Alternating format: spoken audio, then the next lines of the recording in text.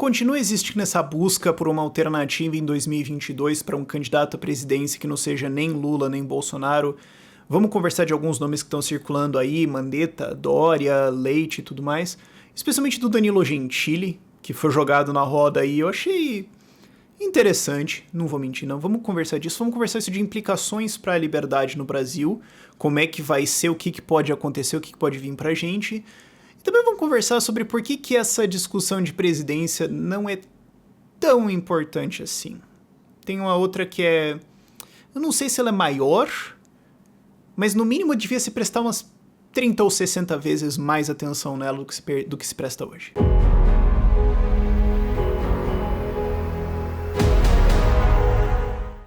Desde que o STF enterrou as condenações do Lula e colocou ele de volta para a eleição, existe esse pânico. E é bem, eu acho que é uma palavra bem sincera, ela descreve bem assim, o sentimento e tudo mais, mas o pânico por encontrar alguém para concorrer em 2022 que não seja o Lula, que não seja o Bolsonaro, que não seja uma desgraça completa.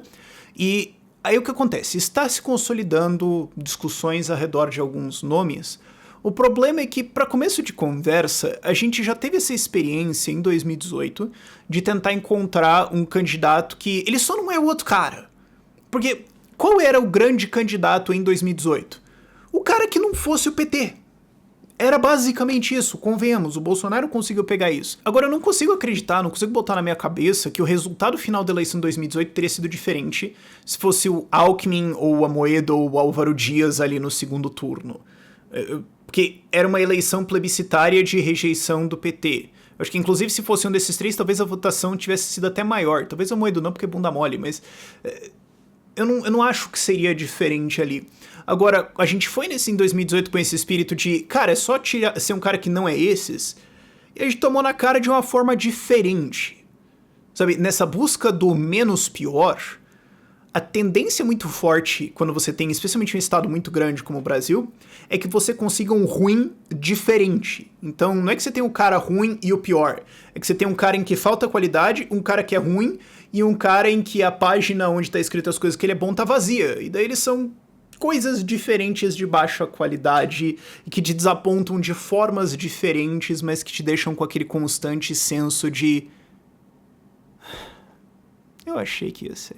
O que volta a discussão pro problema é que o problema do Brasil não é quem é o presidente ou quem não é o presidente, para começo de conversa, tem um Estado, mas no mínimo, as pessoas eu acho que podem reconhecer essa altura, é a noção de que tá tudo em Brasília e é um país gigantesco que tem que ser governado por um monte de gente diferente, com uma porrada de problemas e com basicamente nenhum incentivo pra dar certo. Isso é uma coisa estrutural e não é um presidente que vai mudar isso. E eu sei que essa discussão é um pouco mais etérea, muita gente pode estar falando assim, mas eu quero saber 2022. Sim, mas enquanto você não reconhecer que isso é um problema e que isso aqui no mínimo tem que ser atacado duramente, reduzido pra, sei lá, 20% do que é hoje, no absoluto mínimo, se você não tá reconhecendo no mínimo esse problema... cara, qualquer discussão que você vai ter de quem deve ser o candidato em 2022, você tá só perdendo teu tempo, tá? Você vai cair em um problema e depois outro, e outro, e outro, até você entender que o problema é muito mais estrutural, é como o Brasil é construído. E depois você pode entender, inclusive, o ponto libertário, que o problema é ter um Estado em primeiro lugar, mas pelo menos vamos começar a ir nessa direção, sabe? É isso que eu tô querendo dizer. Agora, indo aos nomes que estão sendo cogitados... você tem dois caras que vão querer se pagar de liberal e que fizeram algumas reformas, mas quando você começa a olhar as coisas e tudo mais, você olha e fala, tá, você fez algumas coisas, mas você também passou um monte de perna e fez um monte de estatística aqui, que é o João Dória e o Eduardo Leite. E não, eu nunca vou perdoar o João Dória por usar a música do Ayrton Senna dentro dos discursos dele. Tu acha que é quem, ô desgraça? Até porque eles podem chegar em 2022 com esse discurso de, eu privatizei, eu reformei e tudo mais... mas também subiu impostos, mas também protegeu interesse, mas também porque eles podem tentar encontrar esse lugar de uma direita liberal limpinha com bom senso. Eles podem tentar ocupar esse lugar. Mas quando você presta atenção neles numa visão assim mais livre de mercado mesmo, você percebe que, cara, é muito papo. Só falta chegar em 2022 e o Eduardo Leite da vida querer dizer que ele privatizou a Corzan e esquecer que foi porque ele não teve escolha, algumas coisas assim. Só falta esse tipo de coisa. Sendo que, assim, até existe uma discussão de quem que vai ser realmente, porque o PSDB é um partido que tende a respeitar a senioridade, então possivelmente seria o Dória e não o Leite, mas aí é uma outra discussão que, honestamente, eu não consigo me importar. Mas eles vão trazer um monte de reformas e levar o Brasil numa direção muito melhor? Qual é o histórico deles terem feito isso nos estados deles? Eles fizeram o que eles tiveram que fazer ali dentro do mínimo, mas também fizeram aumentos de impostos e várias outras coisas. Então, o que a gente pode acabar é com um estado eficientista em que se privatiza algumas estatais, algumas coisinhas aqui, mas vamos fazer uma reforma tributária, botar mais uns impostos aqui e fazer umas coisas de compra de votos. E daí, eu pergunto, a estrutura do sistema de como o Brasil funciona mudou? As agências de regulação, apesar da regulação em um monte de coisa, sistema tributário maluco e tudo mais, e todos os incentivos para uma política extremamente setorizada mudaram? Porque assim, se for só para continuar na mesma direção e ter mais uma década perdida, tem sentido em fazer esse esforço? Eu não tô nem dizendo assim do ponto de vista de um libertário, ok? Eu tô dizendo do ponto de vista de... Vamos só parar e olhar pra isso aqui com um pouquinho mais de ceticismo, vai? Depois você tem Huck, vai, não sei, não vou, pera, cancela, não sei.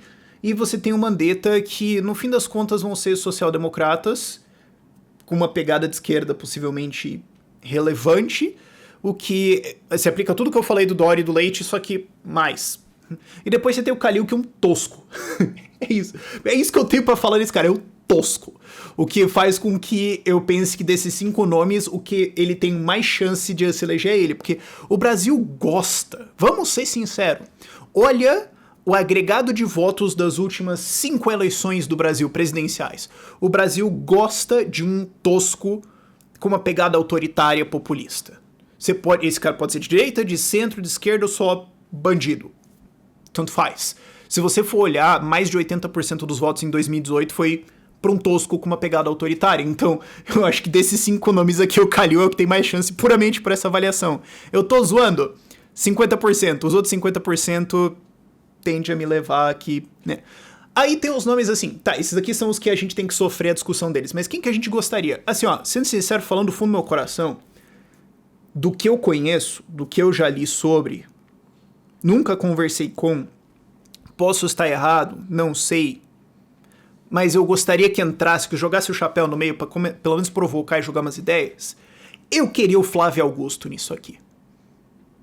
Ele vai vir?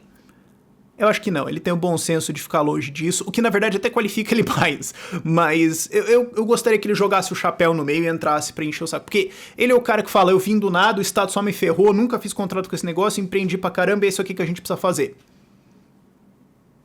Seria legal ver isso no debate presidencial. Por que partido? Eu não me importo. E depois tem o nome que já me perguntaram várias vezes pra eu falar aqui e... de novo, eu não conheço ele, eu nunca sentei... Aliás, não, uma vez eu tive uma conversa com ele em 2015, num evento em que o canal ainda era muito pequeno e tudo mais, e... a gente acabou conversando porque era um convite para uma entrevista, eu tava convidando ele para uma entrevista de uma outra organização que pediram para eu intermediar e acabou não rolando. Essa foi uma vez que a gente falou e eu acho que ele falou talvez 8 palavras para mim. Ele falou, sim, pode falar, fala com tal pessoa, deve ter sido isso. Aqui só para referência. Mas o Danilo Gentili, cara, eu gostaria que ele concorresse. Ele bate várias caixas, ele tá bem alinhado com o libertarianismo. Talvez tenha alguma coisa lá dentro que não sei, eu nunca conversei com ele, nunca parei pra expor isso tudo, pra jogar isso tudo na mesa, vamos ver o que acontece aqui. Mas eu acho que chance alta de eu conseguir apoiar ele, que seria a primeira vez que eu consigo apoiar um candidato à presidência. E seria legal. Você fala, mas será que ele tem chance de ganhar?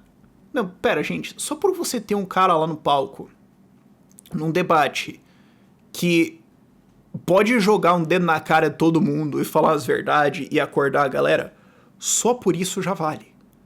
Porque eu tô olhando essa corrida presidencial também como acordar as pessoas. Porque se o sistema não vai mudar mesmo, se não tem nenhum candidato no páreo que tenha uma chance de alterar esse sistema, essa estrutura de como o Brasil funciona, pelo menos que seja um candidato estilo Ron Paul, que vai chegar lá e falar, não, agora peraí, deixa eu falar pra vocês como é que as coisas realmente são e como é que elas vão ser. E dá um sacode na galera. E eu acho que esses dois, mas especialmente o Danilo Gentili, eles têm chance de bater um negócio que eu falei lá num vídeo lá atrás sobre dar um efeito Zema. Não que seja, tipo, por causa do Zema, mas é o que o Zema fez em Minas Gerais, de ele chegar nos debates basicamente com aquela atitude de tem esse bandido lixo amigo da Dilma e tem esse bandido lixo amigo do Aécio. E, então assim, aqui você se ferra e tem eu. Então, vambora, né? Não que ele tenha feito explicitamente isso, mas você entendeu o espírito? E aí, de repente, ele ganhou na rejeição dos dois e venceu por 70%. Tem chance de algum candidato surgir em 2022 fazer isso? Sim, ele tem que dar uns ticks em várias caixas, ele tem que encaixar em várias coisinhas, ok. Eu não acho que isso é provável, eu não acho que a probabilidade disso acontecer é muito alta. Eu só tô dizendo que é possível, existe um universo onde isso acontece. E o Danilo poderia fazer isso. Eu acho que ele bate em várias coisas pra encaixar nesse perfilzinho agora. E seria engraçado. A Ucrânia elegeu um comediante. Eu não sei se você sabe disso, mas na última eleição presidencial tinha um comediante que ele tinha uma série na TV em que ele fazia o papel de um político corrupto, daí ele concorreu à presidência e ganhou. Então vai que? Você pode falar, mas vai ser muito difícil ele governar. O que a gente tem a perder? Porque a gente tem o Bolsonaro e o Lula, ou seja, perdemos. Eu tô achando legal que eu tô vendo agora um monte de gente que votou no Bolsonaro falando, cara, se o Bolsonaro foi eleito, eu vou embora do país. Chega, eu cansei, cara. Eu acho curioso esse fenômeno. E depois a gente tem esse monte de nomes que, assim, eles não vão mudar como esse país funciona. Então, assim, dado que você já perdeu isso, e se acontecer?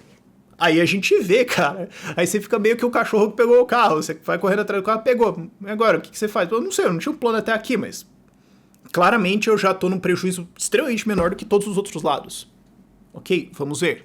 E eu sei que algumas pessoas vão perguntar assim, Sérgio Moro, se o Sérgio Moro concorrer, ele consegue chegar no segundo turno? Eu acho que sim. Agora, não tô dizendo que é provável. Eu acho que no Bolsonaro tem uma vantagem em cima dele. Mas eu acho que tem uma chance razoável dele chegar no segundo turno.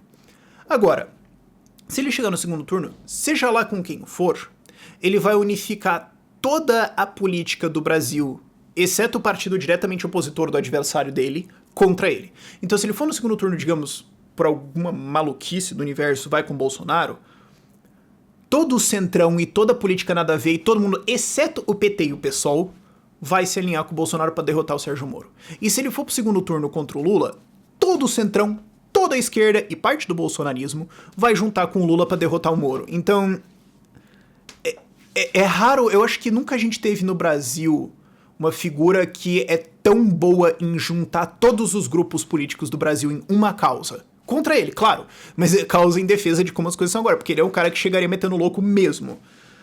Não que eu vá apoiar ele tem várias posições que não são nem um pouco libertárias, mas eu só tô falando isso, que aconteceria, então é muito difícil ele ganhar. E se ele for presidente, você acha que o Centrão vai fazer o quê? Esse é o impeachment mais rápido da história. O que me leva ao outro ponto que eu queria discutir nesse vídeo, que é o que eu acho que devia estar sendo muito mais discutido. Passei 2018 inteiro falando disso, quem já conhece o canal sabe que eu vou falar, que é, e perdoem o meu francês aqui, mas foda-se quem é o presidente se o Centrão ainda tiver 300 deputados federais. Esse é um problema que toca todos os outros. É um daqueles que se você derruba esse, você derruba uma porrada de problemas juntos, diferentes, que às vezes você nem imaginaria.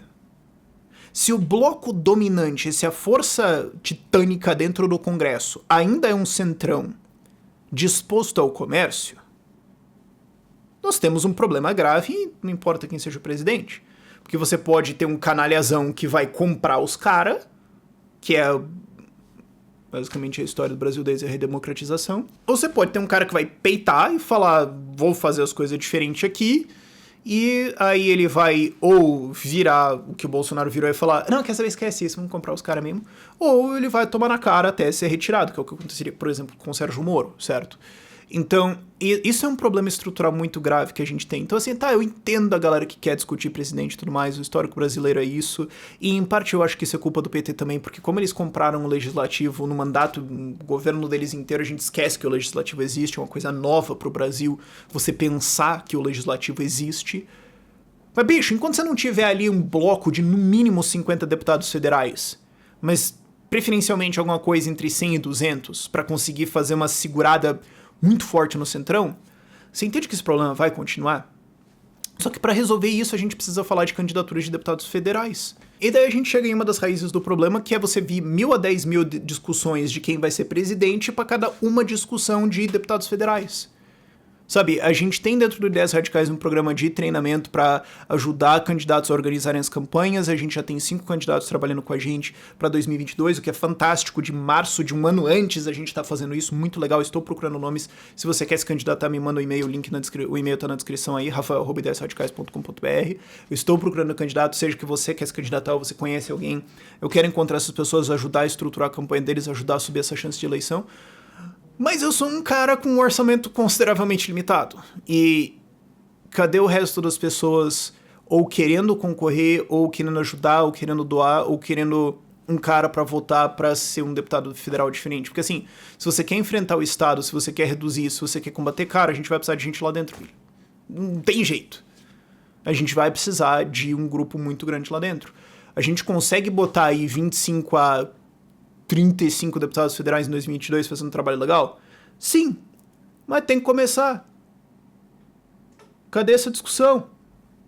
Não, sério, cadê essa discussão? Eu não tô vendo e isso me assusta muito. E não é só achar que vai ser essas eleições de 2022. Depois você tem 2024 e a gente pode botar centenas de vereadores pelo Brasil se a gente conseguir se organizar isso minimamente, dá. E isso cria já uma bola de neve bem legal para 2026, e a gente começa a empilhar essas vitórias. E eu acho que é isso realmente, a gente tendo uma força bem grande, bem significativa no legislativo, que permite que a gente consiga emplacar um monte de reformas, de fato mudar essa estrutura que é Brasil. Esse problema fundamental que existe no Brasil de você ter estado de bem-estar empresarial para todo lado, todo mundo você ter os seus feudinhos econômicos para todo lado, você tem um monte de coisas que permitem perpetuação dessa estrutura, que são de defesa dela, você ter todos esses gastos malucos que a gente tem que explodem o Brasil.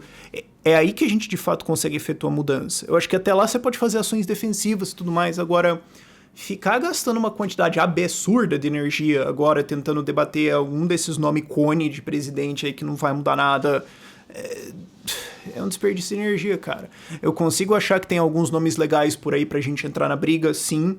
Falei aqui, por exemplo, o Flávio Augusto. Acho que o Danilo pode dar uma sacudida lá e acordar um monte de gente. Eu acho que esse poderia ser um grande nicho pra ser ocupado em 2022 nesse debate presidencial, que dá um sacode na galera de novo mesmo. Eu acho também que um dos maiores crimes cometidos pelo Bolsonaro foi voltar a matar essa esperança do brasileiro em uma mudança, mas isso eu quero falar em outro vídeo. Mas, cara, é reconhecer que isso aqui é pro longo prazo. Ficar falando de remendo agora no curto, bicho, tem um máximo de tempo onde isso é eficiente e onde a gente deveria estar focando em outras coisas. E eu sei que muita gente vai falar assim, mas do que adianta ter 25, 30 deputados? Cara, falavam isso sobre os 10 que a gente tem agora. E tá adiantando. Estão aprovando coisas, estão barrando coisas. E não é assim minha opinião e tudo mais. Eu tinha uma equipe em Brasília. Eu digo tinha porque agora ela cresceu tanto que ela virou uma outra estrutura, uma outra organização já paralela, tá seguindo o seu caminho e tudo mais. Mas a gente mantém uma comunicação. Eu já estive bem dentro disso, dessa discussão e tudo mais. Dá pra fazer sim. Então, assim, estavam falando isso de 10 gatos pingados lá. Tá adiantando. Então vamos falar isso agora de, o que adianta ter 20, 30? É os mesmos que daqui a pouco vão estar falando, mas do que adianta ter 50? E é os mesmos que depois vão estar falando, do que adianta ter 150? Não é a maioria? Sempre tem essa galera, é um saco, mas assim, a gente tem que começar a trilhar esse caminho, a gente tem que começar a conseguir essas vitórias e ficar perdendo tempo com essa discussão de quem que vai ser o próximo presidente, sendo que não vai ser alguém que vai mudar alguma coisa. Cara, não tô interessado. Por esse vídeo é isso. Tchau, tchau.